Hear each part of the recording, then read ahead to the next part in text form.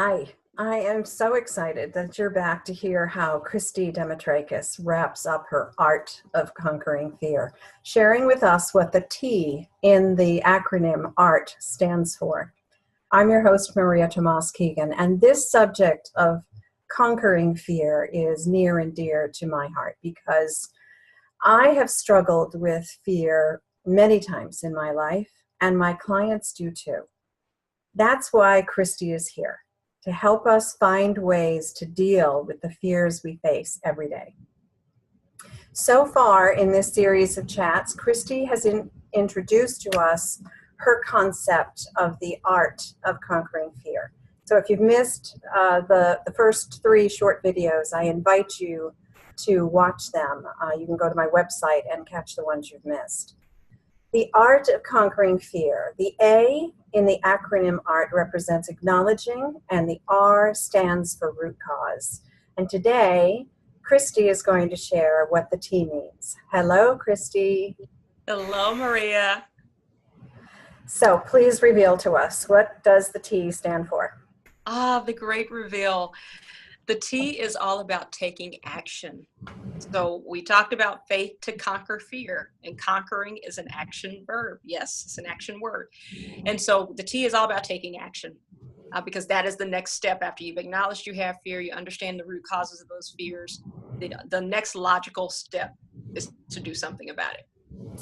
That makes perfect sense. And as a coach, I'm all about talking about my clients taking action. It's the only way we can make things happen for us and move us forward. So, what are 2 actions someone can take to overcome their fear? Yeah, there's a few that I mentioned in the book, but 2, I actually want to say 3, Maria. I'm going to just, be a little aggressive and give you 3 instead. So the 3 that I really like is imagine the outcome you desire.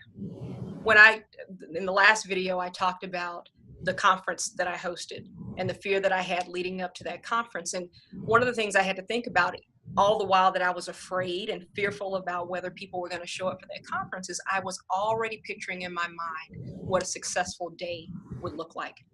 And so that's the thing that kept me going is this is what it's going to look like. This is what the speaker is going to say. This is how the people are going to respond.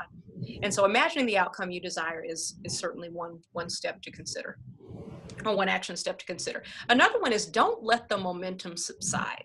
And this one I really have to take to heart. And what I mean by that is if you think about, and we'll just keep going with the conference theme just because that was the example I gave you. But if you think about planning a conference or planning an event or going to school, going back to school, there are little milestones along the way that you hit. It's not just, I think I'm going to do this conference, and then 4 months later, we're there and we're having this big event. You have to not let the momentum subside in the sense that as things are happening and good things are happening, you got to keep it moving. You got to celebrate those little milestones as they come because that energizes you to keep going.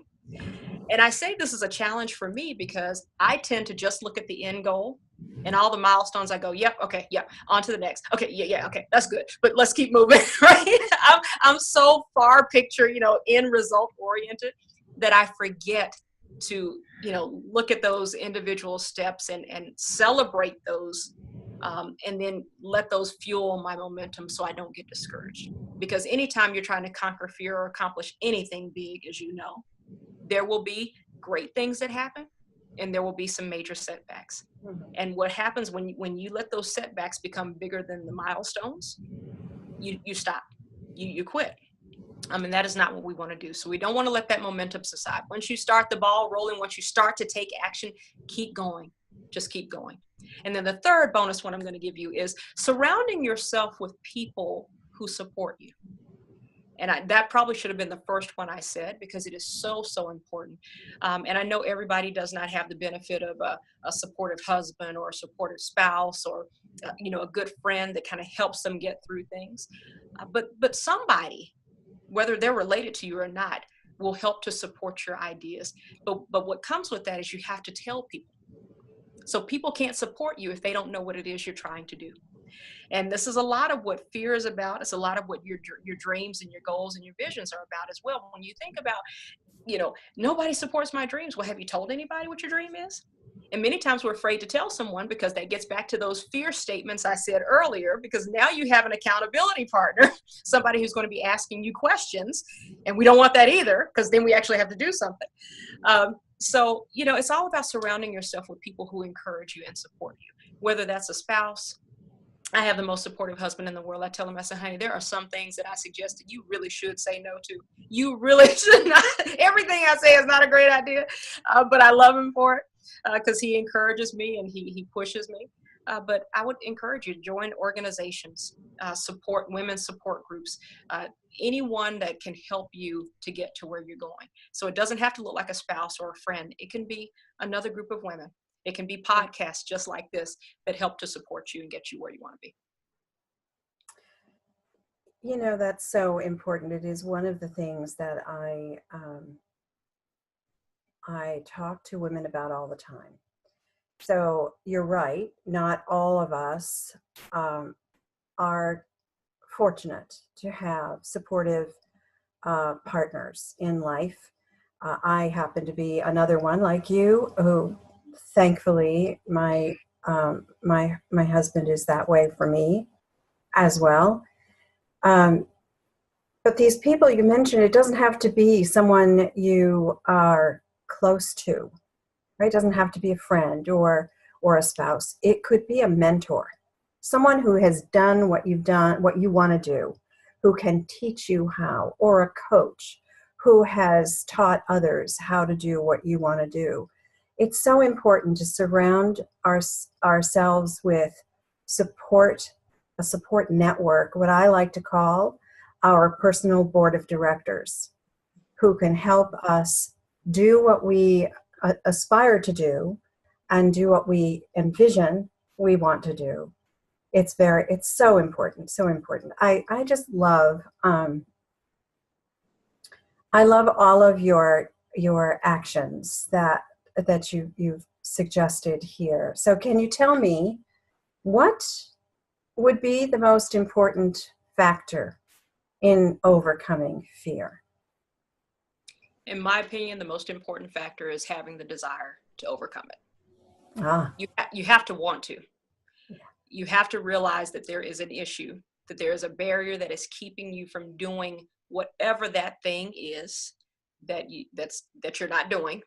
But you have to just want to. I mean, that's with anything else. I think about exercising. Yeah. I've joined the gym, like most people. I join a gym and I quit the gym. I join the gym, I quit the gym. But once you get in the habit, and once you have a desire to have an end result, I mean, I have a goal of, I just want to lose 5 pounds. I'm not being aggressive. I just want to lose 5 pounds so I can fit back into most of the things in my closet. But I have to want to do that. And in order to have that desire to reach that end goal, then I have to desire to make a change. And that change is, I have to change my eating. I have to make sure I'm going to the gym on a consistent basis. So to me, it starts with the desire. You have to want to change.